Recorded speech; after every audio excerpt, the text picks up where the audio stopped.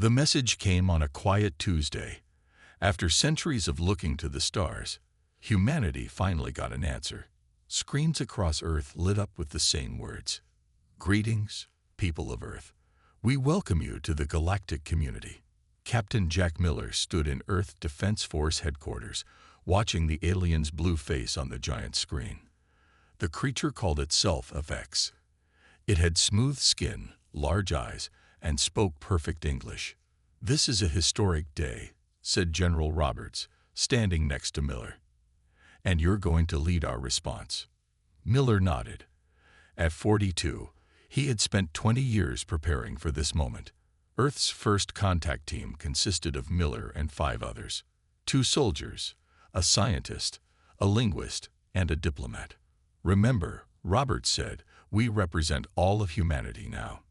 3 weeks later, Miller's ship, the Defiant Asterisk, approached the meeting point in the Alpha Centauri system. The Vex had built a space station there. It floated like a silver wheel against the blackness of space. "Impressive," said Dr. Lee, the team's scientist. "Their technology must be centuries ahead of ours." The Defiant Asterisk docked at the station. Miller led his team through the airlock. The halls were bright and clean. The air smelled like cinnamon. "Welcome, humans," said a Vex waiting for them. "Please follow me to the council chamber." Miller felt uneasy. Something wasn't right. The station seemed too quiet. The Vex led them into a large round room. In the center stood a table with strange devices on it. "These are gifts," the Vex said, "from our council to yours." Miller stepped forward, but stopped when he heard a low humming. The devices glowed. "Everyone back," Miller shouted, but it was too late. The room filled with a bright flash. Miller felt his skin burn. When he could see again, he found 3 of his team on the floor. The diplomat and 1 soldier weren't moving. The linguist, Jones, was badly hurt. More Vex entered the room, carrying weapons. "Take the live ones," one Vex said. "The council wants to study them." Miller grabbed Jones and his remaining soldier, West. They ran for the door as the Vex fired strange weapons that left smoking holes in the walls. "The ship," Miller shouted. "We need to warn Earth." They fought their way back to the docking area. West was hit in the leg, but kept moving. They'd reached the Defiant Asterisk just as more Vex arrived. "Close the hatch," Miller yelled as he jumped into the pilot's seat. The ship broke away from the station as Vex ships appeared from behind the station. "Why?" Jones asked, blood running from a cut on his head. "Why pretend to welcome us?" Miller pushed the engines to maximum. "They never wanted to welcome us. This was a trap." As they fled, the Defiance Asterisk computers picked up transmissions between the Vex ships. Miller had the computer translate.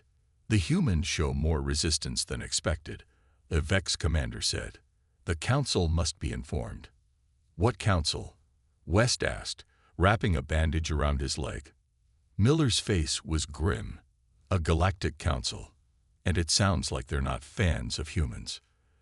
The Defiant Asterisk jumped to faster than light speed, but not before its sensors detected a fleet of ships heading toward Earth.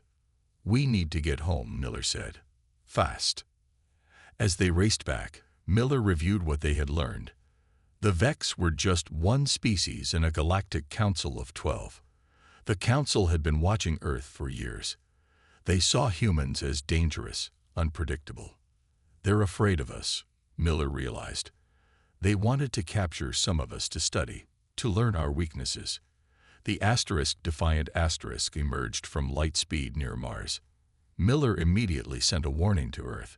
Then he saw it. Vex ships already in orbit around Mars. The colony there was under attack. Earth's first contact had gone very wrong, and humanity was about to face its greatest challenge. Miller set course for Earth.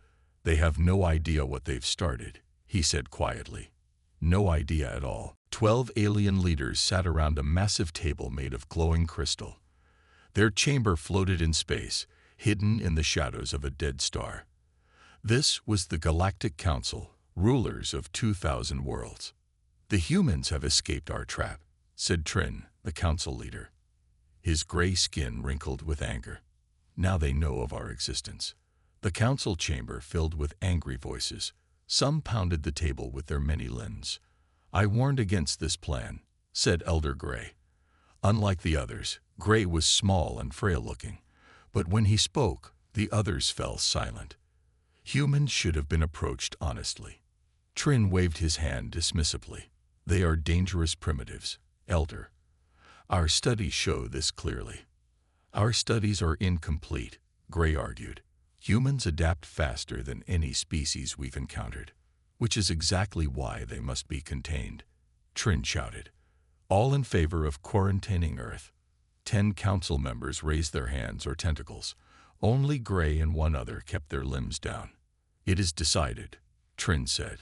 A blockade will surround Earth's solar system. Any human ships trying to leave will be destroyed. Captain Miller's ship, the Defiant hid behind Deimos, one of Mars' small moons. From there, they watched the disaster unfold. 37 Vex ships, counted west, looking at the scanner. His injured leg was propped up on a chair. The Mars colony doesn't stand a chance. Miller nodded grimly. The Mars outpost, home to 5,000 people, was being systematically destroyed. The colony's few defensive ships had been quickly overwhelmed. Captain, look at this, said Jones, who was analyzing data from the alien transmissions they had intercepted. Despite his head wound, the linguist had been working nonstop. I think I've figured out why they attacked us. Miller moved to Jones' screen. It showed brain scans comparing humans to various alien species. Our neural patterns, Jones explained. They're different. We form new connections much faster than any species they've studied. They're afraid of how quickly we learn, Miller realized. Jones nodded. And how quickly we advance. Their records show most species take thousands of years to go from fire to spaceflight. We did it in a few thousand. The ship's communication system suddenly crackled with an emergency transmission from Earth. This is General Anna Stone of the United Earth Defense Force, said a strong female voice. All off-world vessels, return to Earth immediately. We are under attack. Repeat, Earth is under attack. Miller looked at his small crew. We can't go back yet. We need more information about what we're facing. What's the plan, Captain? Asked West. We're going to follow one of those ships when it leaves, Miller said. We need to know where their base is, how many ships they have, and most importantly, if they have any weaknesses. Jones looked worried. Our ship wasn't designed for that kind of mission. No, Miller agreed.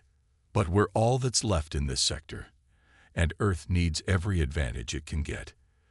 The Defiant powered down all non-essential systems to avoid detection. For hours, they watched as the aliens finished destroying the Mars colony. Finally, 3 ships broke away from the main group. Those must be heading back to report, Miller said. We'll follow that one. He pointed to the smallest ship. The Defiant quietly moved away from Deimos, keeping the alien ship just within tracking range. They followed it through the asteroid belt and beyond Jupiter.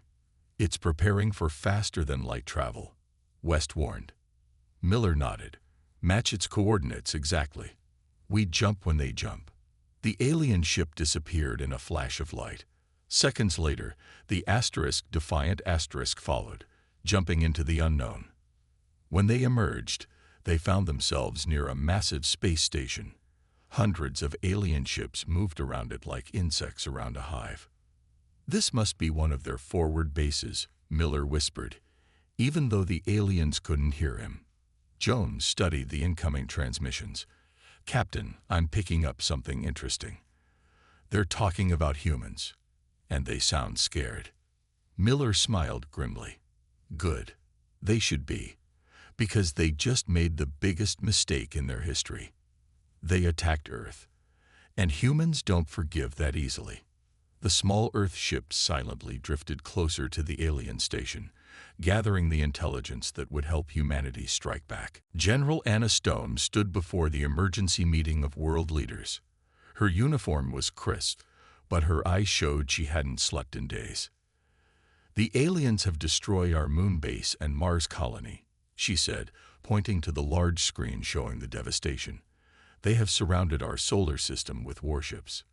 We are under siege." The room, normally filled with arguments and disagreements, was silent. For the first time in human history, all nations faced the same enemy. "How many ships do they have?"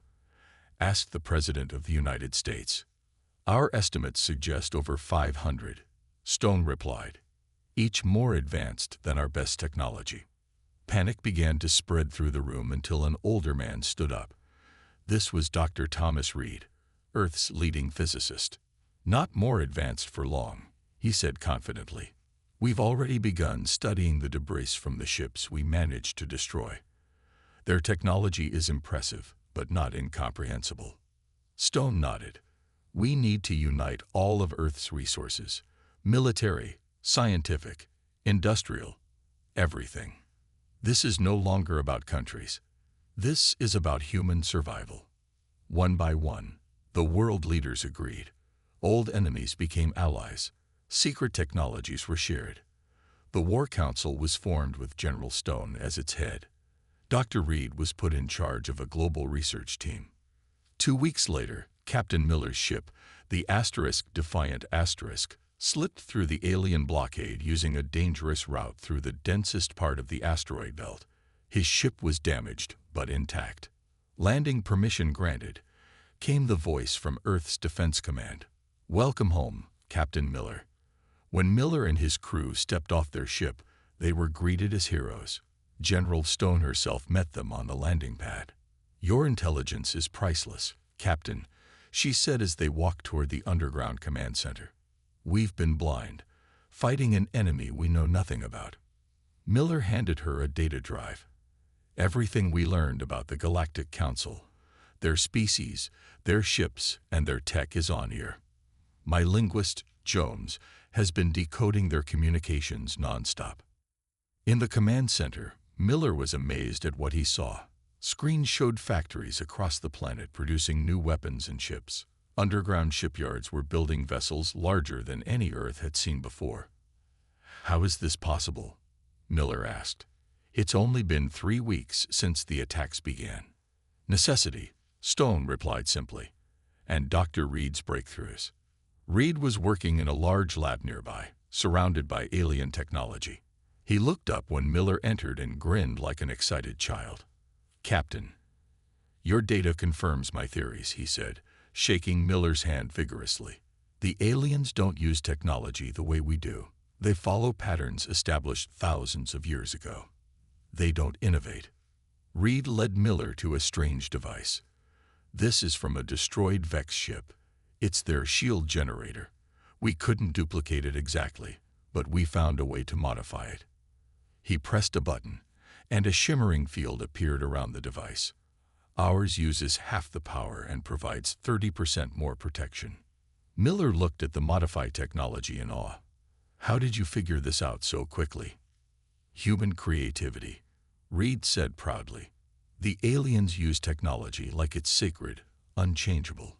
We see it as a starting point." General Stone joined them. "We're not just copying their technology, we're improving it. And that's not all." She led them to another room where soldiers were training with new weapons. "The Council species have been at peace so long they've forgotten how to think like warriors," she explained. "Their tactics are predictable. Their blockade has holes."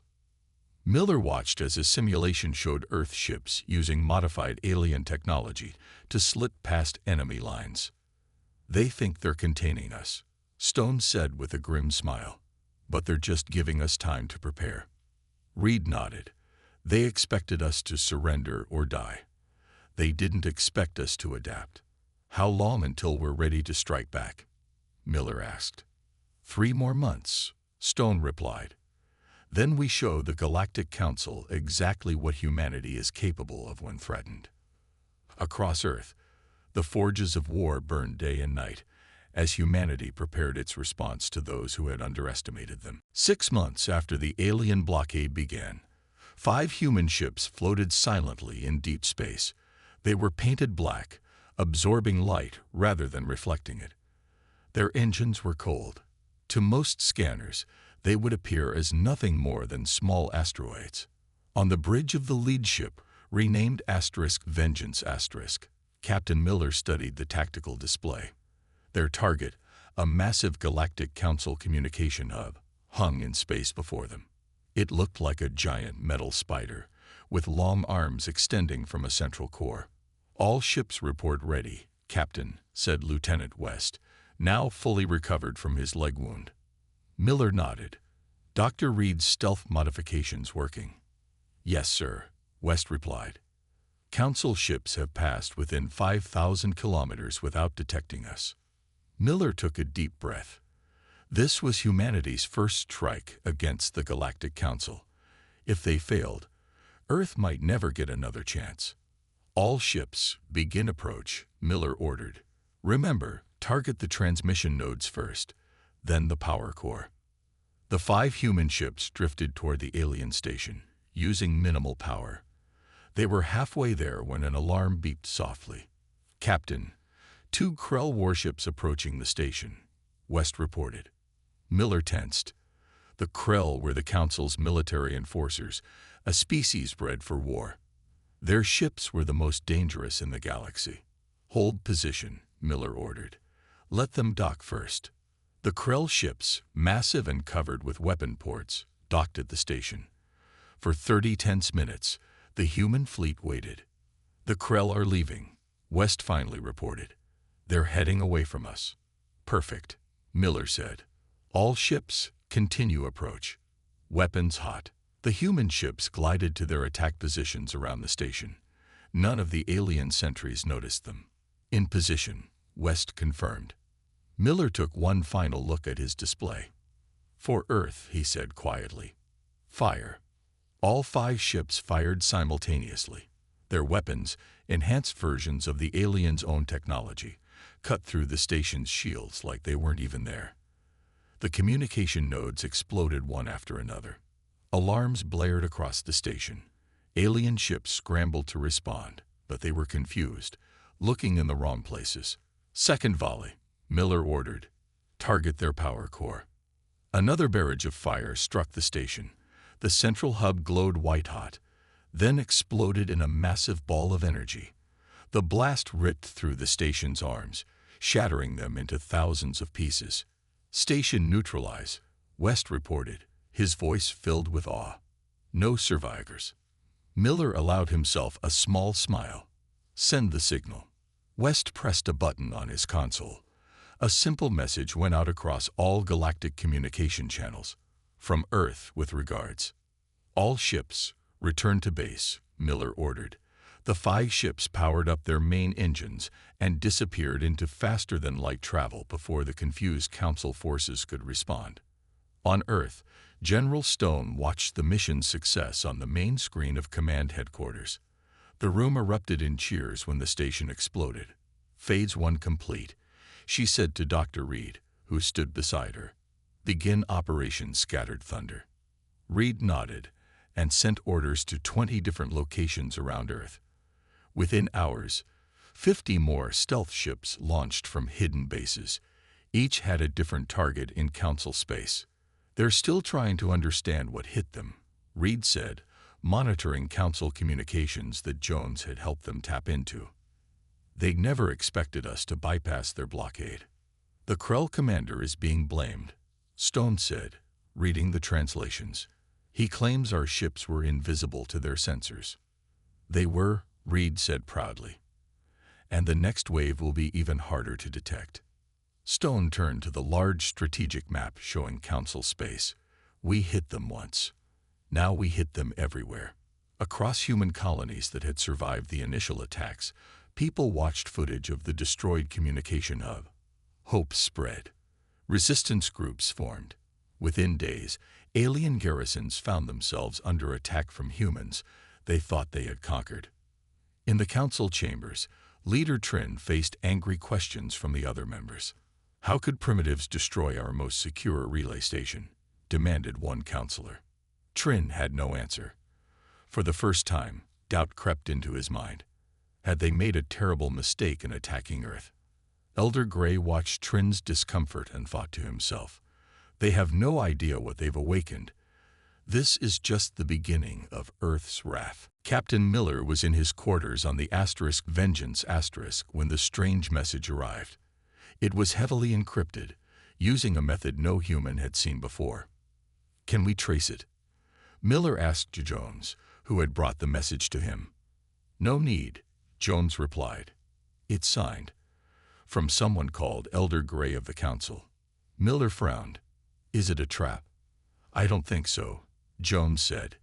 It contains information about Council ship movements that matches our intelligence perfectly. Miller studied the message. Elder Gray wanted to meet alone. At coordinates deep in neutral space, it was either the opportunity of a lifetime or a deadly trap. Set course for these coordinates, Miller decided, but prepare for immediate escape if needed. 3 days later, the Vengeance arrived at the meeting point, an abandoned mining station orbiting a dead planet. Miller took a small shuttle to dock with the station, leaving his ship ready to attack if necessary. Inside, the air was thin but breathable. Miller moved cautiously through dark corridors until he reached a central chamber. There, waiting alone, was a small alien unlike any Miller had seen before. Its skin was pale, almost translucent, and its large eyes seemed ancient. Captain Miller, the alien said in perfect English, I am Elder Gray. Thank you for coming. Why should I trust you? Miller asked, keeping his hand near his weapon. Because unlike Trin, I voted against attacking Earth, Gray replied. And I am not alone. He gestured, and 3 other aliens stepped from the shadows. These are representatives of the Loom, the Tall, and the Drell, Gray explained. 3 Council species who believe the attack on Earth was a terrible mistake. The Loom, a tall being that seemed to glow slightly, stepped forward. We have been monitoring your resistance. It is impressive. Miller remained cautious. Why contact us now? Because the Council is fracturing, Gray said. Trin's decision to attack Earth was based on fear, not logic. Your species adapts too quickly, thinks too differently. It frightened him. And now? Miller asked. Now you have shown that his fear was justified, said the Tall, a stocky creature with 4 arms. But for those of us who study history, we see something else. An opportunity. Gray nodded. We wish to form an alliance with humanity. In secret for now. Miller was stunned. What could you offer us? Intelligence, Gray said. The location of every Council military base, every ship movement.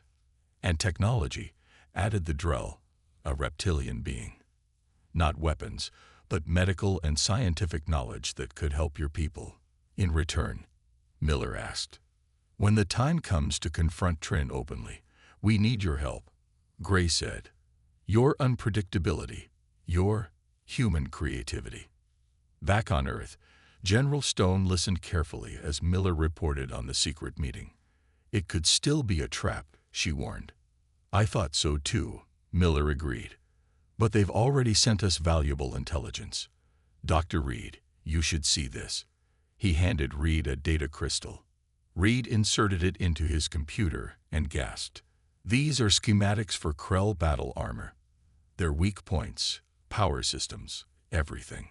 Stone studied the strategic map, now updated with information from their new allies. This changes everything. We can hit their critical bases instead of just their outposts. Miller nodded. Elder Gray suggests we prepare for a strike at the heart of Council space. Nexus, their capital. If we can get there, Gray and his allies will help us confront Trin directly. It's bold, Stone admitted. Perhaps too bold. It's our best chance, Miller argued. The Council is divided. Half their species now question the war. If we can show everyone the truth, that we were attacked without provocation, the Council could fall apart. Reed looked up from the Krell armor designs. I can modify our weapons to target these specific weaknesses. Give me 2 weeks. Stone considered the plan. It was dangerous, but the potential reward was enormous. We'll need a massive diversion to draw their main fleets away from Nexus. Already planned, Miller said, pointing to several locations on the map. Simultaneous attacks here, and here. The loom will help coordinate. For the first time since the war began, Stone smiled. The Council thought humanity would be easy prey. Instead, we've turned half their government against them. Elder Gray says Trin has become obsessed with destroying Earth, Miller said. He's pulling ships from across Council space to strengthen the blockade. Perfect, Stone replied. While he focuses on keeping us in, we'll strike where he least expects it. She turned to her communications officer. Send word to all our ships. Operation Nexus Strike begins in 3 weeks. A new hope spread through Earth's defenders.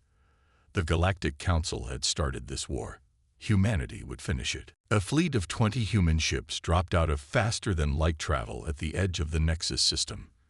Captain Miller stood on the bridge of the Vengeance which now served as the flagship of this daring mission. Loom stealth systems active, West reported. Council sensors show no sign of detecting us. Miller nodded. According to their Loom allies, the Nexus system was home to the Galactic Council headquarters, a massive space station orbiting a beautiful blue-green world.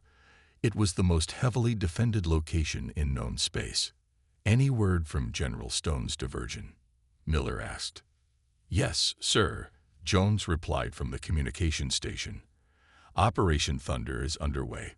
Krell fleets are being pulled from across Council space to defend their military bases. Miller took a deep breath.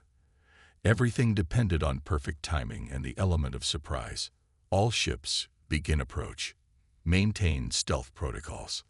The human fleet moved silently toward the center of the system. On each ship, the crew worked with quiet determination. They had trained for months for this mission. They knew what was at stake. Council station in visual range, West announced after several tense hours.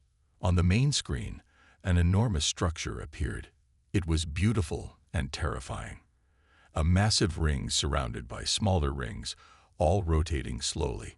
Hundreds of ships moved around it like bees around a hive. That's Nexus, Miller said quietly, the heart of the Galactic Council. Jones studied his screens. Sir, I'm receiving a transmission from Elder Gray. He confirms that Trin and the full council are in session. His allies are ready. Good, Miller replied. Transmit our terms to the council chamber as planned. Then prepare to drop stealth. Jones sent the message that had been carefully prepared, a demand for the council to admit their unprovoked attack on Earth and the blockade, and pay reparations for the destroyed colonies. Message delivered, Jones confirmed. No response. Miller hadn't expected one. All ships, battle formations, drop stealth on my mark. Now. Suddenly, 20 human warships appeared in the heart of Council space. Alarms blared across the Nexus station. Defensive ships scrambled in confusion. All weapons, target defensive platforms only, Miller ordered. Avoid civilian areas. The human ships fired as one. Nexus's outer defenses exploded in balls of fire. Council ships rushed to respond, but they were caught completely off guard. Path to the main docking bay is clear, West reported. We have a window. The Vengeance will proceed to the dock, Miller announced to the fleet. The rest of you, keep their ships busy. Remember, we're here to deliver a message, not destroy the station. The Vengeance broke away from the main fleet and raced toward the central ring of Nexus. Council ships tried to intercept, but the enhanced human vessel was too fast, too maneuverable. Taking fire, West shouted as the ship shook, shields holding at 70%. The Vengeance swooped low over the station's surface, weapons firing precisely at weapon emplacements. With a final burst of speed, it reached the main docking bay and locked onto a docking port. "We're in," West confirmed. Miller stood and checked his weapon. "Jones, West, you're with me. Maintain ship readiness for immediate departure." The three humans, wearing modified battle armor based on Krell designs, moved quickly through the station.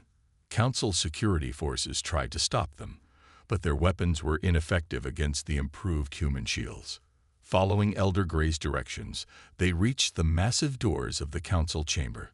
Outside, 12 elite guards waited. "Last chance to step aside," Miller warned them. The guards raised their weapons. Miller nodded to Jones and West. They fired stun weapons, and the guards collapsed without a single shot fired in return. Miller pushed open the grand doors. Inside, all 12 council members turned in shock. At the head of the table sat Trin, his gray face twisted with rage. "How dare you invade this sacred chamber?" Trin shouted. Miller stepped forward. "My name is Captain Jack Miller of Earth, and I've come to show the Council what happens when you attack humanity without cause." He activated a device on his wrist. Suddenly, every communication screen throughout Council space showed the same image. Miller standing in the heart of the Council, broadcasting the truth to the galaxy. The entire galaxy watched as Captain Miller stood before the Galactic Council. His broadcast reached thousands of worlds, billions of beings. "People of the galaxy," Miller began, his voice steady. "I am here because the Council, led by Trin, attacked Earth without provocation. They destroyed our colonies and killed thousands of innocent humans." Trin jumped to his feet. "They lie. Humans are dangerous. They advance too quickly. They must be contained." Elder Gray slowly stood. "The records, Trin. Show them the records." "What records?" asked one of the council members who had supported the war. Gray touched a panel on the table. Suddenly, screens showed the original council meeting, where Trin had pushed for Earth's destruction despite incomplete evidence. "You told us they attacked our observers," a council member accused Trin. "You said they were violent and unpredictable." "They are," Trin shouted, pointing at Miller. "Look, they've invaded our sacred chambers." "After you attacked them," Gray countered. "Humans defended themselves, as any species would." Several council members began talking at once. The broadcast showed their confusion and anger, not at humans, but at Trin. Miller raised his hand. "We don't seek revenge. We want justice, end the blockade of Earth. Return our colonies. Pay for what you destroyed. Then peace is possible." Trin laughed bitterly. "You think you can dictate terms to us? The Krell fleets will be here soon. You will all die." Jones, who had been monitoring communications, stepped forward. "The Krell fleets aren't coming, Trin. They're busy with attacks on their bases across Council space." And now, Miller added, "Every world in the galaxy knows the truth. You started this war because you were afraid." One by one, Council members began to side against Trin. The reptilian Drell stood first. "I call for an immediate ceasefire with Earth." The glowing loom representative joined him. "I second this motion. This is outrageous," Trin shouted, but his voice was drowned out as more council members stood. Gray called for a vote. All in favor of removing Trin from leadership and establishing peace with Earth. 9 of the 12 council members raised their hands or tentacles. Trin looked around in disbelief as his power crumbled. "This isn't over," he hissed, then lunged for a hidden weapon. Before he could fire, West's stun blast hit him squarely in the chest. Trin collapsed onto the council table. "Take him away," Gray ordered the guards who had recovered from their stun blasts. "He will face trial for his actions." Gray turned to Miller. "Captain, please accept the Council's formal apology. The blockade of Earth will end immediately. We wish to establish proper diplomatic relations with your species." Miller nodded. "Earth will accept your apology, Elder Gray. We look forward to peaceful relations." 3 months later, Miller stood in the same council chamber, but this time as Earth's official ambassador. The chamber had been redesigned with a new seat for humanity. Elder Gray, now the interim council leader, welcomed him. "Ambassador Miller, we are honored by your presence." The council session began with reports of reconstruction efforts on destroyed human colonies. Council ships now worked alongside human vessels, rebuilding what had been lost. After the meeting, Miller walked with Gray through the station's grand observation deck. Through the massive windows, they could see ships from a dozen species moving peacefully through space. "Your people have surprised us all," Gray admitted, "not just with your military skill, but with your restraint. You could have demanded much more after your victory." Miller smiled. "Revenge isn't the human way, despite what Trin believed. We want to build, not destroy." "And build you have," Gray said, pointing to a new ship design passing by the window. It combined council technology with human innovations in ways no one had imagined possible. "This is just the beginning," Miller said. "Humans are explorers at heart. We've spent thousands of years exploring our own world. Now we have a galaxy to discover." Gray nodded thoughtfully. "Trin feared your adaptability. He saw it as a threat. Now I see it was the very quality we needed in the council." As they watched, a group of young aliens studied under a human teacher, learning the creative thinking that had saved Earth. In laboratories across council space, humans worked with alien scientists, finding new solutions to old problems.